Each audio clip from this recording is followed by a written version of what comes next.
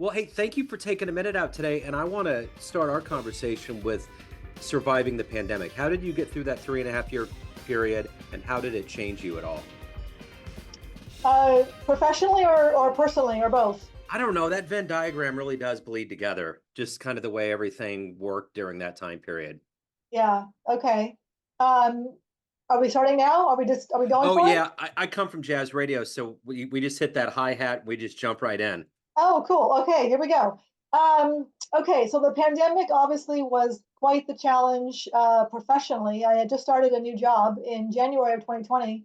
And so I was in the middle of training, and suddenly we're all sent home. And so I'm being trained virtually. So that was a bit of a mess. On the personal side, of course, everybody is struggling and isolated and feeling very vulnerable. And, my great nieces and nephews were feeling the loss of their friends at school and just witnessing a lot of the emotional and mental health struggles. So that was quite tough. I'm kind of the mindset that some of our best learn let me see how to say this. Our worst experiences in life, our most challenging experiences, bring us the most growth Yeah, personally and professionally. So, although it's hard to see it in the middle of that madness, I think that as we look back in time, we are going to see some of the benefits, if you want to call it that, that came out of that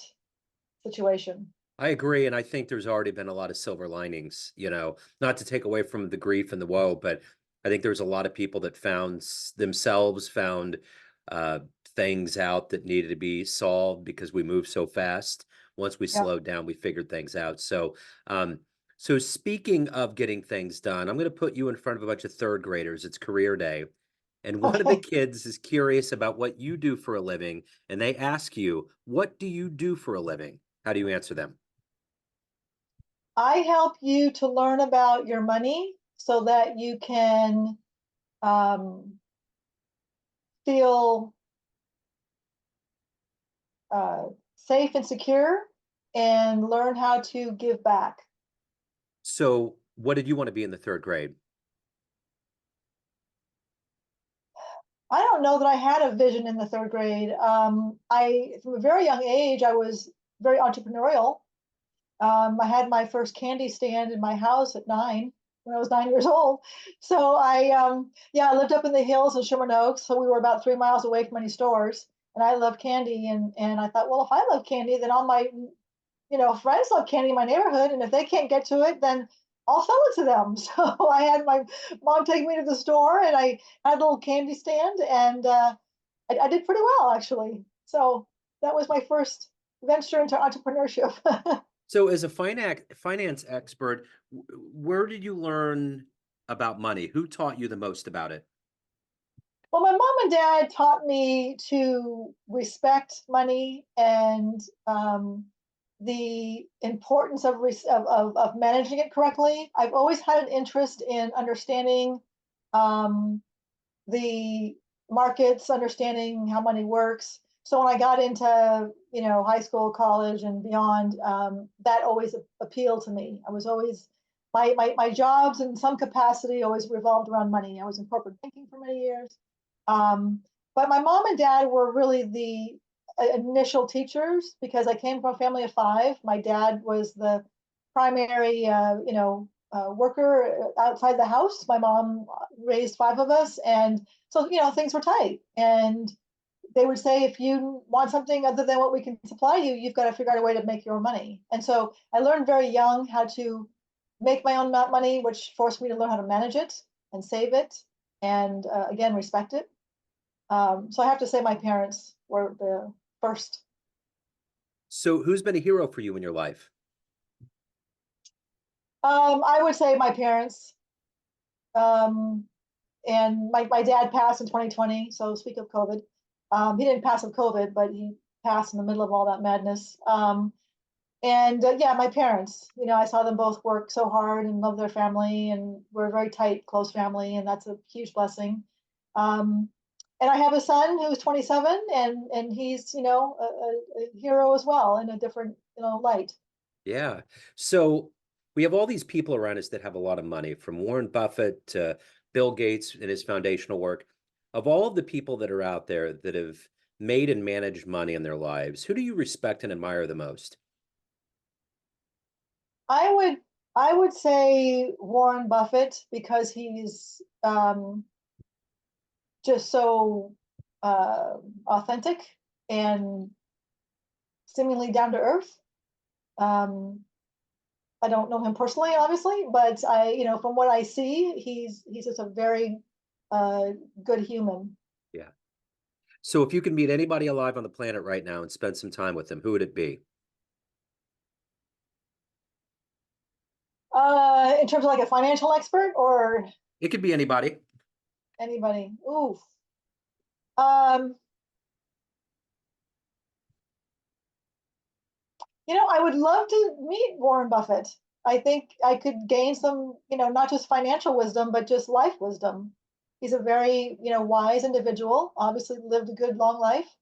Um, Part of me also would love to meet Oprah because I think that she has a lot of very good, well, I know she's got a lot of very good wisdom, and she's comes from a different side as far as not so much the financial. I mean, obviously she's very wealthy, but she has a lot of wisdom in just personal development in life. So what's your motivation? Every day you wake up, you have things that you want to accomplish for yourself and for others. But ultimately, what is your motivation every day?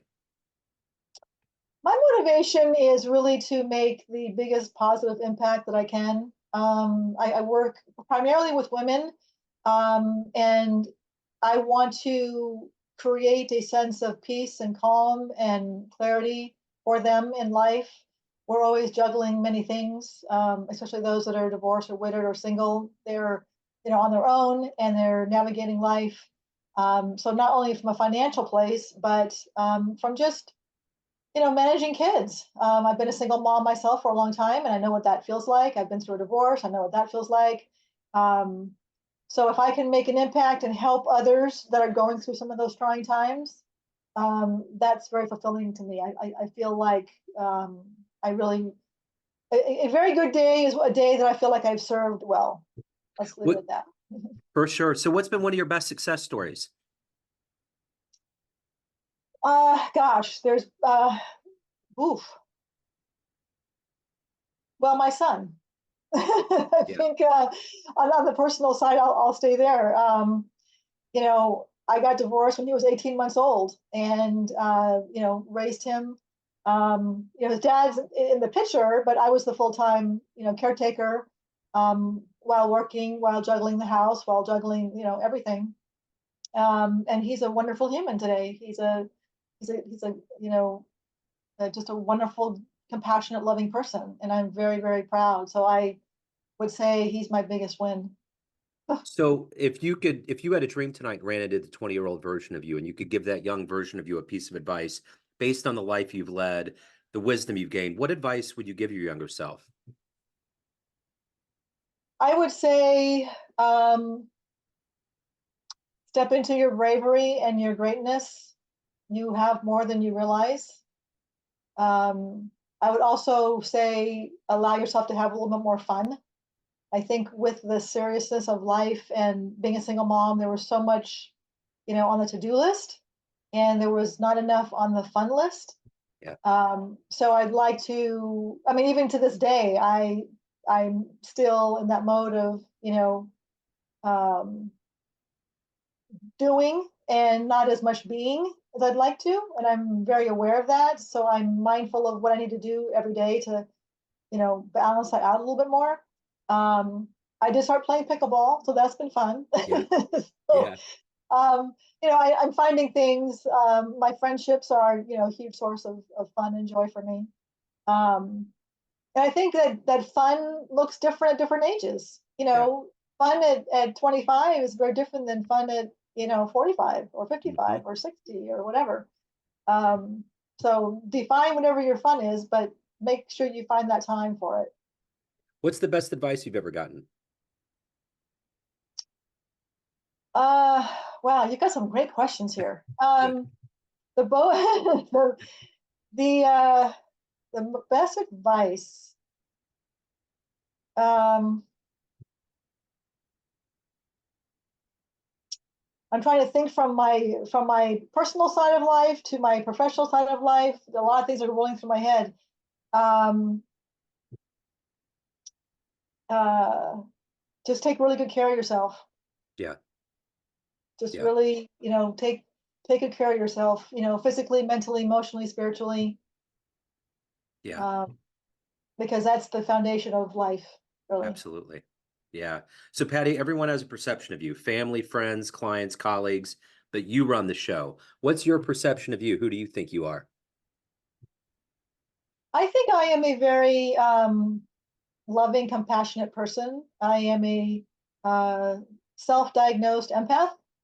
I feel deeply for others and care deeply for others, sometimes to my detriment, if you will. Um, but yeah, if you're within my circle, there's nothing I wouldn't do for my circle. Yeah. And I'm proud of what I've done as a mom. I'm proud of who I am as from a character and integrity place. It's hard to say that because I sound like I'm boastful, and I don't mean to sound that. I hope that doesn't come off as boastful. Sure. But I feel good about who I am. Yeah. So, what do you like the best about living out there outside of Los Angeles? The weather, the Yeah. beach. The beach is my happy place. Yeah. I'm an easy hour to the beach. I'm also an easy hour and a half to 2 hours to the mountains if I want to play in the snow. Yeah. I don't ski, but I love playing in the snow. So I can go to the mountains and the beach in the same day if I want. And yeah, I'm born and raised in California. And although I do not like the earthquakes, those rattle everything. But I do love this sunny sunshine. I'm a sunshine person. Yeah. I'm part cat too. I get it. So, if anyone wants to reach out, hire you, learn more about you, what's the best way to do that? My website's my best place to start. It's just my name. It's pattihandy.com, and Patty's with an I, Handy with a Y. So PATTIHANDY.com. And you'll learn about what I have to offer as far as services. And there's also some free downloads and some free training on there as well. Excellent. Patti, this has been great. Thank you so much. Have a great 2024. Thank you, Joe. I appreciate your time. Thank you. I appreciate Bye. it. See ya. Bye.